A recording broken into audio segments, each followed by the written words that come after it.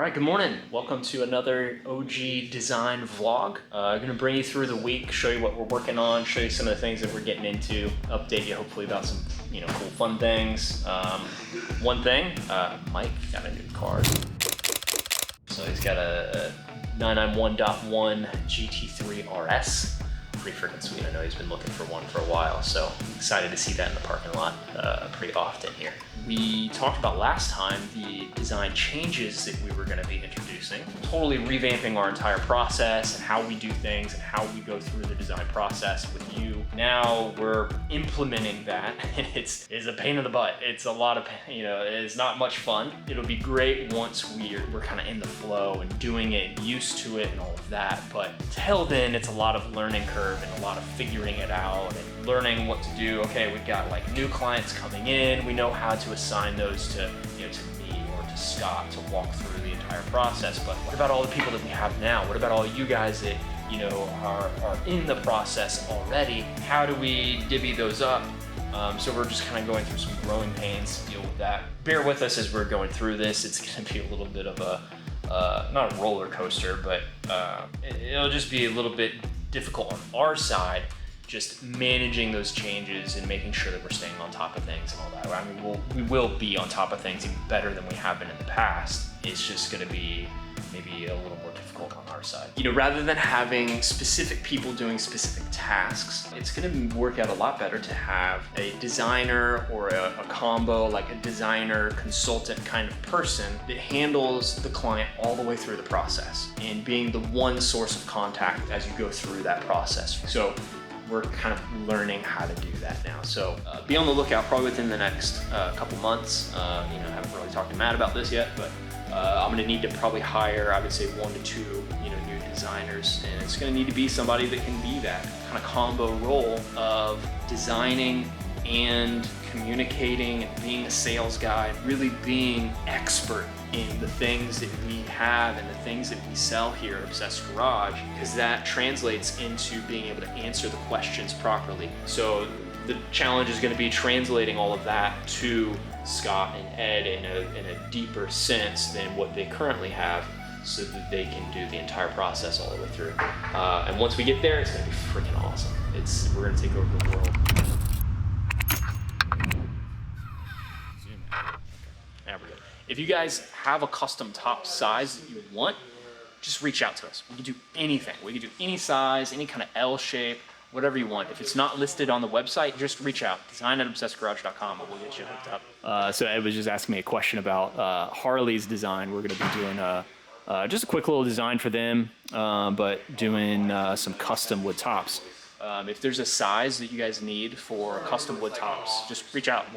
We'll get you hooked up, and we can we can kind of calculate what the cost is going to be and stuff like that.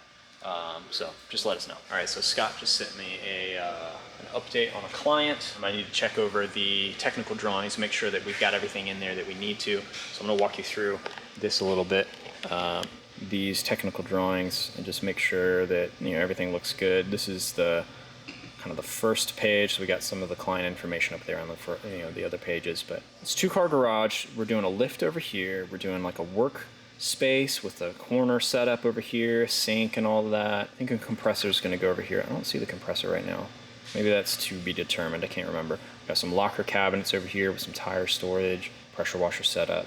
This is a good view of our technical drawing. So this is just no information on here, just kind of overview. Kind of moved that. I wonder if that needs to be moved again, because at 3.3 feet 2 inches to there, it should have been measured to there, so something changed here. But he's going to kind of move that around and kind of find a good spot for that anyway. This is the lighting diagram. So this gives us our wiring diagram for all the lighting. It's a lot of spaghetti going on, as well as the dimensional details of exactly where those lights go. So we've got this center area on a separate switch, so that way he could do like occupancy sensor or something like that. These need to be switched around. That switch should control these outside lights. This last switch should be the one that controls these lights. So I need to have Scott switch those around. So we've got 3 zones here. We've got this back section, we've got these outside lights, and then we've got the inside row. And then we've got, call outs for each of those, EO1, EO3, EO3. So that's pretty cool. So I just need to have Scott make that quick little change. So this electrical schedule is showing us dimensionally like where all the outlets need to be.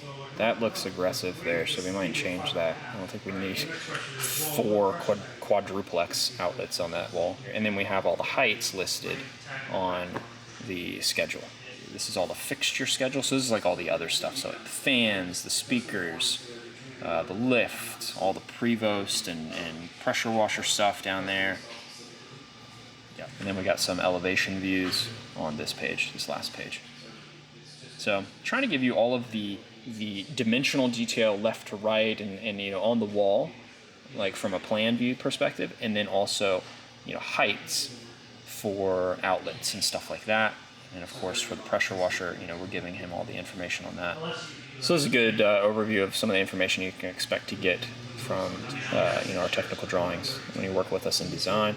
James, hello. Can you hear me okay? No, you're fine. You're fine. You're right on time. It's perfect. Cool, yeah, I can hear you good. Yeah, Google Meet works out pretty good with us. Good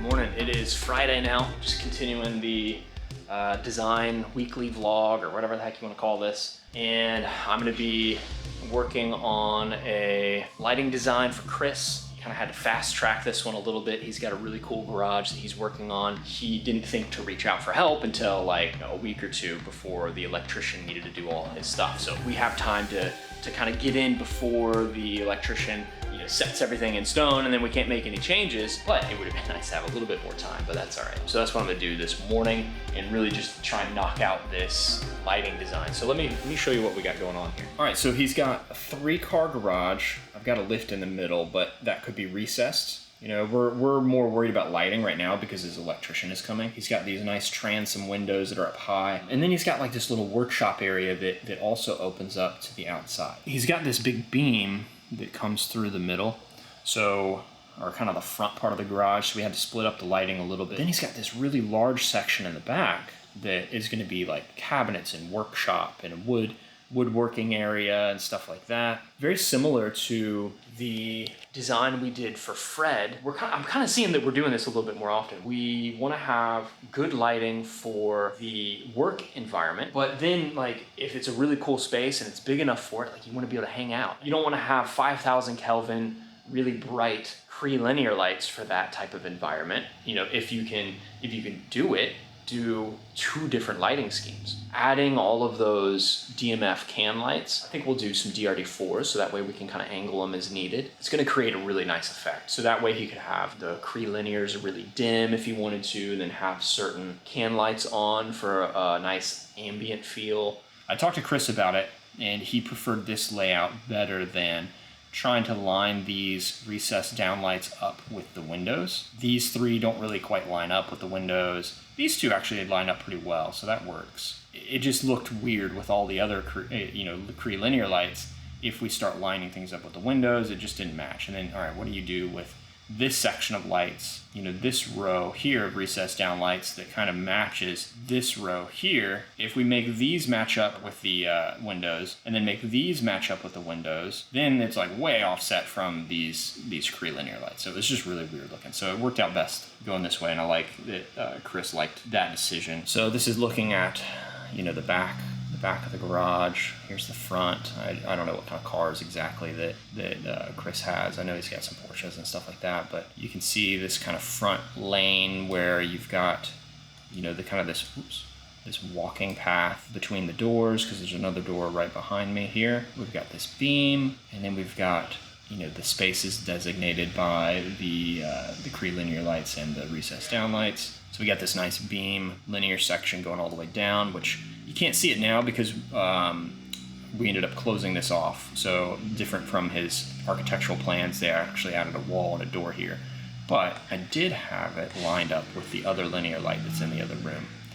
So that was a cool effect, but still, still makes sense now. Let me show you the DMF lights in here. So they won't look exactly like this, but this is the idea. I sent Chris over to the DMF website to kind of check out the DCC stuff because there's a bajillion different options you can do. And he gave me one that he likes. It's similar to this, a little bit smaller, a little bit different, kind of like snoot, has like a little snoot on it down here, which is pretty cool. But yeah, those paired with the Cree linear lights should be pretty good. One or the other on, it'll be a pretty good ambiance for this room, where we'll have like a wine cooler and ice machine and couch over here. Undecided if it's going to be Swiss tracks in here or not, but we'll see how that goes. So I did all the wiring here, so you can see I've got connections between the lights. So this bank of lights is all on one connection.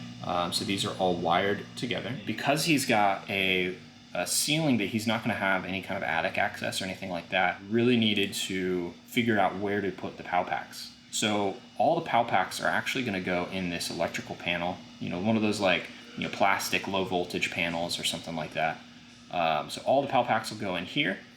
And then you can see all of the wiring runs that are then run to these lights. So we have, a run from a single POW pack here to this bank. We've got another run to this bank of lights. We've got another run to these. Actually, I'll have to talk with Chris about how he wants to zone this out. Right now, I've got these two linear lights on a zone. Oops. These two linear lights on a zone. This bank of linear lights on a zone, and this one on a zone. So that way you can kind of control all four quadrants here. I don't know if that's really necessary. Maybe you just do front to back and have like all of these on a zone, linear lights only, all of these on a zone. Or maybe you do all of these linear lights, left to right on a zone, and then all of these linear lights on a zone. I'll present that to Chris and see what he wants to do, so see how he thinks it'll work best for him. Normally we'd have that done like right at the light, like we have in here. Actually, I can show you. I've got a POW pack right there on that Cree linear fixture, and then it's just wired right into the light. But it doesn't have to be on the light. Like you could put it in another room if you wanted to. It just means that you're going to have to run more wiring and stuff like that. You have to have access to these to be able to pair them with Picos and the hub and all of that stuff. So you can't just like shove it in the ceiling and close it up. You have to have it somewhere where you have access to it. So that's our solve, is to put everything in a panel over here so that it's accessible. It's not going to be closed off, or the transmission isn't going to be closed off because it's a metal box. We'll do like a some kind of plastic enclosure that'll look clean on the wall. It should work out pretty good. All right, that lighting design is pretty much done for now. I fixed up some of the dimensions and stuff like that. The actual plans from the builder are not quite exact to what they actually built for the building. So Chris, I think this morning, is going to take some dimensions and do a walk around video of the garage and show me that, or send that over. That way we can get that accurate and everything. And I think his electrician's going to be there tonight. So we're pretty much ready to go. We can do dimensions all day long of exactly where the lights need to go, but really at the end of the day, like, if our dimension, because of whatever variance of the structure and the drywall thickness and whatever, if our dimensions are off a little bit, like, don't use our dimension as law when like you're trying to center it on a door. Just center it on the door. All right, we full steam ahead here. I just finished up design revisions for Rob. Did the technical drawings for him. Got that sent over. Now Ed's gonna be working on invoicing and getting a game plan set up for ordering and ETAs and stuff like that. I've got a call at 2 in about 50 minutes. So just trying to cram in as much as possible on a Friday, which is, par for the course, I guess. I got Ed and Scott over there talking about doing some macros for Zendesk. getting Scott set up with the ability to do that because he's communicating with clients now and kind of, you know, he's doing that, managing the whole process all the way through with doing the design, talking to the client, talking to you guys, doing the video calls, doing the video walkthroughs, and all of that stuff. So kind of just digging into the process, really trying to get sorted with this new system, new way that we're doing things.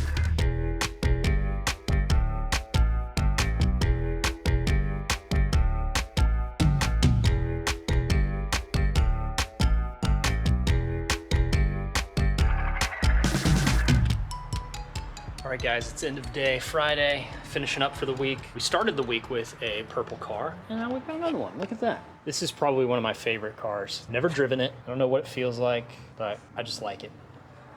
But yeah, that's pretty much it for the week.